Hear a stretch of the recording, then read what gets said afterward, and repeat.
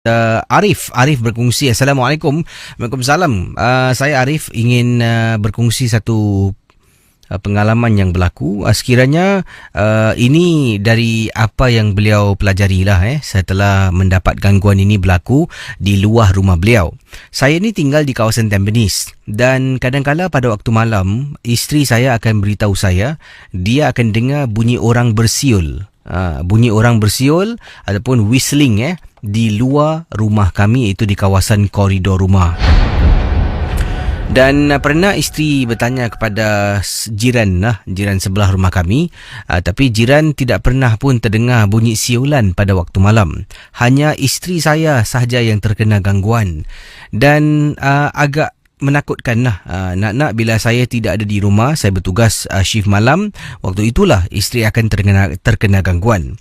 Dan katanya di sini bila saya mendapatkan bantuan seorang pakar itu memberitahu kalau hal ini berlaku di luar kawasan luar rumah ni agak sukar untuk dikawal, sebabnya dia tidak bolehlah memagar satu blok dahsyat satu blok nak pagar dan dia hanya mengatakan yang dia boleh cuba menghalau dan cuba benda ni dengan harapan benda ni tidak akan datang balik dan akan mengganggulah untuk hari-hari berikutnya. Dan katanya di sini kalau bunyi yang bersiul kadang-kala memang suara manusia lah yang melakukannya, tapi kalau dah setiap hari antara jam 12.30 malam sampai pukul 3 pagi dengar orang bersiul tak henti-henti, cepat-cepatlah dapatkan bantuan. Sebabnya ini adalah gangguan jin yang ingin masuk ke dalam rumah tetapi tidak berjaya. Tak tahulah dari apa jua alasan yang diberikan lah. Mungkin sebab rumah tu sentiasa solat, mengaji, ataupun mungkin dalam rumah tu dah ada penunggu yang lebih kuat di mana dia tak boleh masuk ke dalam. Saya bila bertanya tentang hal penunggu ni, baru saya pelajari setiap rumah, kata beliau, hampir setiap rumah ada penunggu. Penunggu ni adalah seekor jin. Jin ini akan duduk di rumah kita tanpa kita ketahui.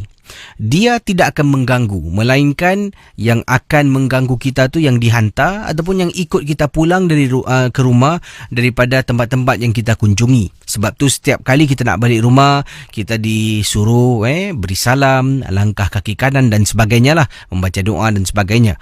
Jadi bila saya tanya pada pakar, katanya setiap rumah ada jin.